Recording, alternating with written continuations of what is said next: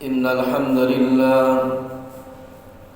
نحمده ونستعينه ونستغفره ونعوذ بالله من شرور أنفسنا ومن سيئات أعمالنا من يهده الله فلا مضل له ومن يضلل فلا هادي له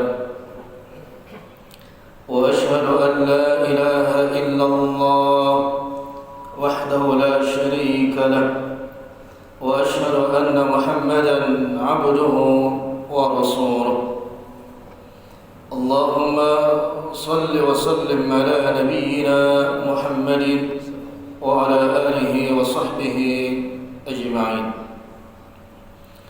وقال تبارك وتعالى: يا أيها الذين آمنوا اتقوا الله حق تقاته ولا تموتن إلا وأنتم مسلمون.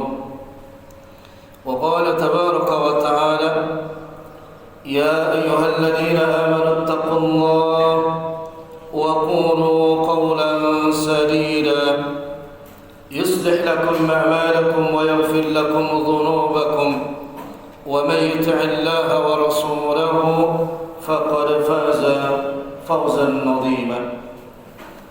وقال ربنا تبارك وتعالى: يا أيها الناس اتقوا ربكم الذي خلقكم من نفس واحدة وخلق منها زوجها وبث منهما رجالا كثيرا ونساء واتقوا الله الذي تساءلون به والأرحام إن الله كان عليكم رقيبا. Jamaah salat Jumat rahimakumullah. Doa terbaik kita hari ini, semoga yang Allah takdirkan berada di masjid ini bersama keluarga besarnya, kelak Allah takdirkan berada di surga firdausnya Allah subhanahu wa ta'ala.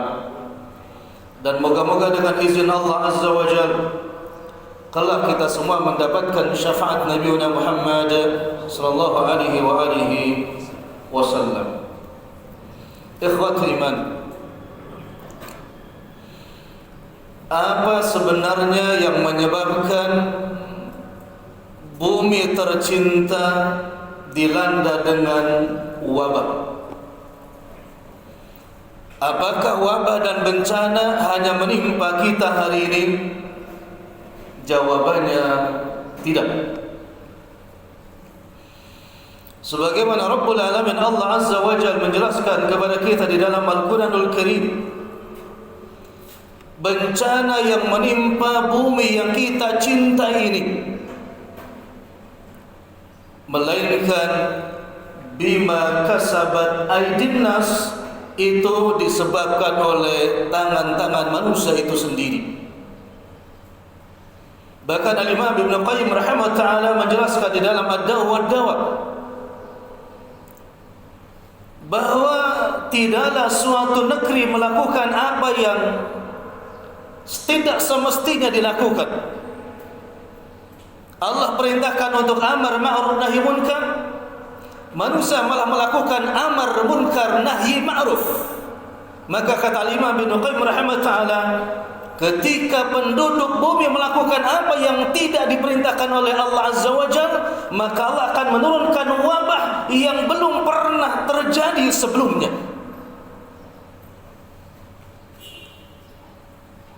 Ikhwatul iman, bencana demi bencana, musibah demi musibah terus bergantian, dan namanya satu sama lain berbeda. Semakin dahsyat, semakin parah, dan semakin mengerikan.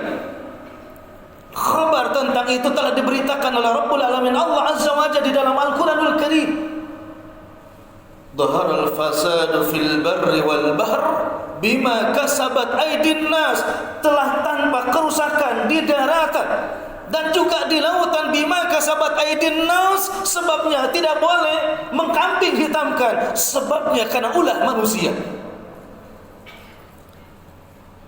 Dijelaskan oleh Rabbul Alamin Allah Azza wa Jalla dalam surah Al-Baqarah ayat ke-59. Sebabnya fabaddala alladhina zalamu qawlan ghayra alladhi qila lahum.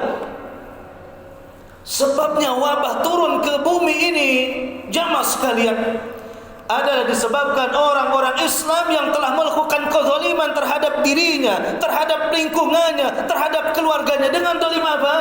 Baddala alladziina zalamu qawlan ghayra alladzi qila lahum, melakukan perbuatan digantikan apa yang telah Allah perintahkan A dijadikan B, B dijadikan A.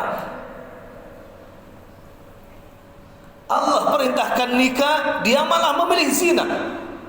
Itu namanya fabaddala alladziina zalamu qawlan ghayra alladzi qila lahum. Allah perintahkan makan yang halal, dia malah makan riba. Allah perintahkan ambil haknya sendiri, malah mengambil haknya orang lain. Allah katakan mesti jujur, malah dia dusta. Allah katakan amanah, malah dia khianat. Sampai kapanpun di muka bumi ini, kalau penduduknya baddala alladziina zalamu qawlan ghayra alladzi qila lahum, maka Allah katakan fa anzalna alaihim rijzan minas sama, maka kami kata Allah Azza wa Jalla turunkan kepada mereka rijzan. Kata Imam Ibn Katsir rahimahullah taala dan tafsir Ibn Abbas, rijzan makna at-ta'un, wabah.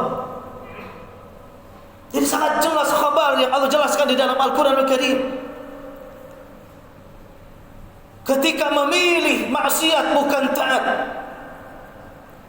ketika memilih bukan jalan selain daripada Nabi SAW, selama itu Allah akan menurunkan rijzun al-bala at-ta'un, ta'un di muka bumi ini. Dan waliyadzubillah hari ini terjadi di seluruh negeri COVID-19. Dan setelah ini wallahu ta'ala akan ada apa lagi? Maka Quran juga memberikan solusi kepada kita. Kaum Nabi Musa AS pernah dihukum selama 40 tahun ya di Jabal Sinai. Kenapa mereka dihukum oleh Allah Azza wa Jalla? Satu, diperintahkan berjihad, mereka memilih berleha-leha karena terik matahari, memilih berleha-leha, dihukum selama 40 tahun. Artinya apa, Pak? Setiap dzunub wal ma'asi, setiap dosa dan kemaksiatan maka akan mendatangkan bencana demi bencana, musibah demi musibah. Maka Allah berikan solusi kepada kaum Nabi Musa dan juga kepada kita hari ini. Wa idza kunna dukhulu hadhihi al-qaryah fakulu minha haitsu syi'tum ragadan. Tapi kata Allah, wa qulu hittatun naghfir lakum khatayakum wa sanazidul muhsinin. Pertama, ikhwati iman, setiap kita yakinkan bahwa setiap kita di muka bumi ini tidak ada yang tidak memiliki dosa. Semua kita punya dosa.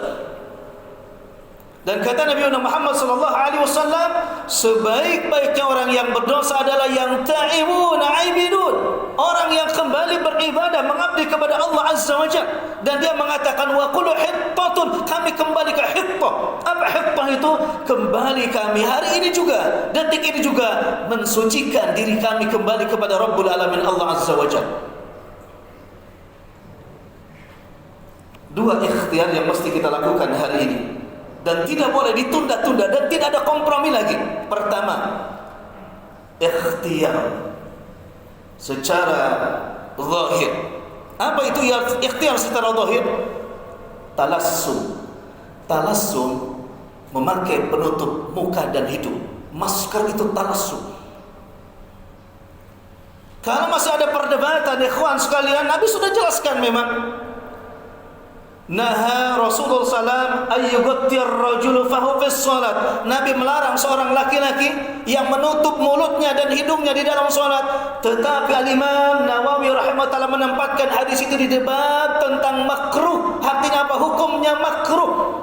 Sebagai menjelaskan oleh Ikrimah dari Ibnu Abbas, hukumnya makruh kalau tidak ada hajat. Tapi kalau hari ini kita punya hajat, maka sempurnakan memakai masker bagian ikhtiar. Yang makruh tadi akan menjadi ibadah. Kenapa? Karena kita punya hajat, kebutuhan. Jadi jamaah yang memakai masker itu, Pak, pahalanya bisa bertambah. Kenapa bisa bertambah? karena ada hajat. Dari mana kita tahunya hajat? Dari pemerintah. Diperintahkan. Dari siapa? Para dokter. Karena yang ilatnya berkaitan dengan marid, dengan penyakit, dokter pemerintah yang punya otoritas. Dan kita harus sami'na wa ata'na, kami dengar, kami taati. Bahkan di Depok sekarang, zona merah, wali kotanya sudah memerintahkan sholat yang jahar-jahar ada kunut nazilah. Kurang apa lagi? Maka sempurnakan yang pernah ikhtiar kita, masker itu sempurnakan. Kalau berkata saya berat, saya penat, ikhwan sekalian, apakah ada ibadah yang ringan? Tidak ada.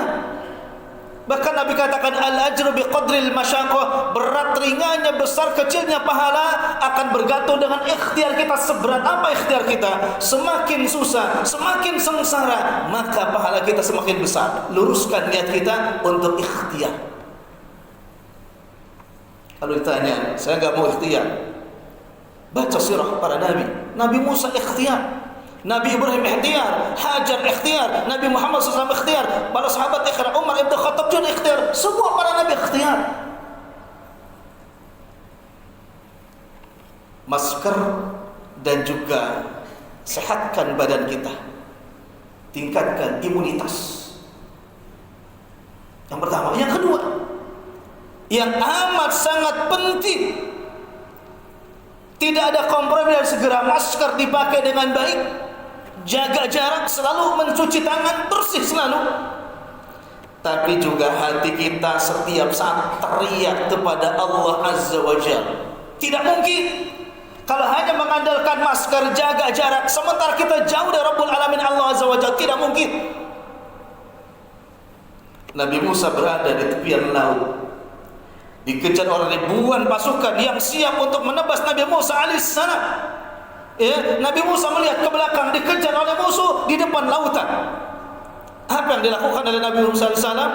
Dilaksanakan ikhtiar, tetap berjalan menuju sampai di mana mentoknya. Sudah mentok, Nabi Musa baru katakan la takhaf wa la tahzan, inna Allaha ma'ana. Allah perintahkan kepada Nabi Musa alaihissalam, idrib bi'asaqal hajar, pukulkanlah tongkatmu, maka laut terbelah. Yakin kalau sudah menyempurnakan ikhtiar kita dengan masker dan lain sebagainya, ikhtiar kita dengan istighosah kepada Rabbul Alamin, doa kepada Allah, yakin pasti akan segera datang pertolongan dari Allah Subhanahu wa taala. Jangan juga cuma masker pakai 10 lapis, sholat enggak, ngaji enggak, doa enggak, ikhtiar tidak. Dua ini enggak bisa dipisahkan. Ikhtiar yang zahir, ikhtiar yang batin.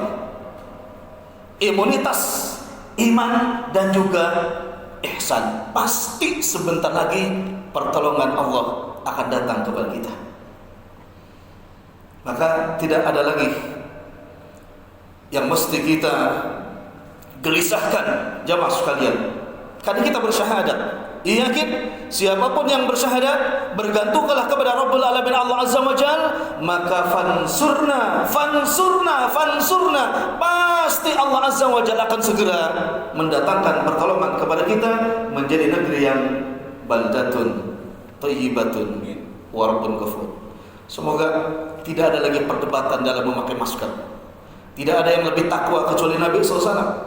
Kalau dibandingkan iman kita dengan Umar Ibn Khattab, tidak ada apa-apanya. Umar Ibn Khattab juga berikhtiar, Hajar berikhtiar, Nabi Musa berikhtiar. Jangan sok-sokan takwa. Tidak ada yang lebih takwa daripada kita kecuali para sahabat Nabi, kecuali para Nabi. Mereka pun ikhtiar dan mereka pun juga berdoa dan maksimalkan doanya insyaAllah. Semoga kita semua diselamatkan oleh Allah Azza wa Jalla, dan juga keluarga kita dan juga negeri kita tercinta. Alhamdulillahi wahibil natiyah, wassalatu wassalamu ala khairil bariyah wa ala alihi wa sahbihi min nufusin zakah, amma ba'd. Ikhwatul iman, perlunya kita menjadi orang soleh dan juga mensolehkan keluarga, tetangga, bahkan negeri kita.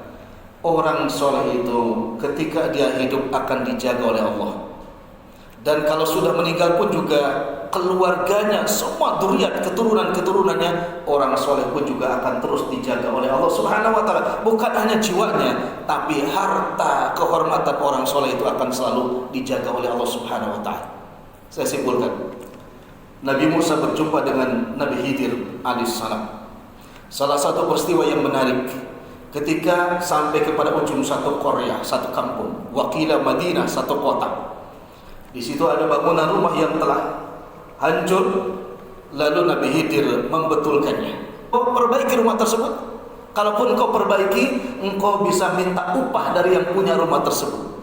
Hati-hati Pak, jangan selalu aktivitas kita dikaitkan dengan upah. Karena kita diperintahkan oleh Allah, wa ma khalaqul jinna wal insa illa liya'budun. Kalau sudah niatnya lurus karena Allah Azza wa Jalla, maka upah pun, rezeki pun dimanapun Allah akan hantarkan kepada kita. Wallahi. Akhirnya apa kata Nabi Musa? Saya tidak mengambil upah.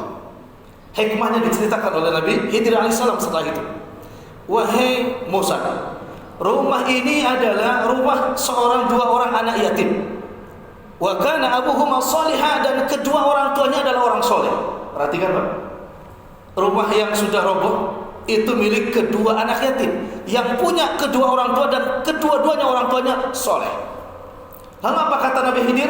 Aku perbaiki karena di dalam rumah tersebut ada harta karun peninggalan ayahnya. Kenapa? Allah sengaja menyuruh kami, kata Nabi Khidir, supaya terjaga, dan kelak kalau sudah besar anaknya itu, harta karunnya bisa diambil oleh anaknya yang soleh. Ternyata orang tuanya sudah tidak ada meninggal dunia, punya harta dan siapapun tidak ada yang tahu, hanya Allah yang tahu. Ternyata Allah menghantarkan hambanya yaitu Nabi Khidir alaihissalam untuk menjaga tempat tersebut, dan kalimatnya adalah diperintahkan oleh Allah Azza wa Jalla supaya harta ini dijaga, dan kelak harta ini bisa dimiliki oleh anak tersebut yang memiliki kedua orang tua yang soleh. Ternyata siapapun yang soleh itu akan membawakan manfaat untuk dirinya, manfaat untuk keluarganya, manfaat untuk tetangganya, bahkan manfaat untuk negeri kita sendiri. Bayangkan kalau semua kita hari ini, mulai hari ini kita, mari sama-sama kita ingin menjadi orang soleh, mensolehkan diri, mensolehkan keluarga, mensolehkan ekonomi, dan lain dan sebagainya. Kebayang enggak? Maka kembali lagi, wabah ini tidak akan lama lagi akan diangkat oleh Allah Subhanahu wa taala, dan kelak cucu-cucu kita pun juga akan merasakan faidah dan hikmah dari kakek-kakeknya yang soleh dan solehah. Mudah-mudahan Allah berikan kemudahan kepada kita untuk menjadi orang soleh dan bisa mensolehkan semua pun orang-orang yang dekat dengan kita. Bismillahirrahmanirrahim. Alhamdulillahirabbil alamin. Wassalatu wassalamu ala habibina wa nabiyina Muhammadin wa ala alihi wa sahbihi ajma'in. Allahumma ighfiril muslimina wal muslimat wal mu'minina wal mu'minat al-ahya'i minhum wal amwat birahmatika ya arhamar rahimin. Allahumma ahyina bil iman wa amitna bil iman wa adkhilna jannata mal iman. Allahumma inna hadzal marad jundun min junudik tusibu bihi man tasha wa tasrifuhu amman tasha. Allahumma asrifhu anna wa an biladina wa an ahlina ya sari'al hisab birahmatika ya arhamar rahimin. Allahumma ij'alna min ahli la ilaha illallah Muhammadur Rasulullah sallallahu alaihi wasallam. Rabbana atina fid dunya hasanah wa fil akhirati hasanah wa qina adzaban nar. Wa sallallahu ala nabiyyina Muhammadin wa ala alihi wa sahbihi wasallam. Subhana rabbika rabbil izzati amma yasifun wa salamun alal mursalin walhamdulillahi rabbil alamin.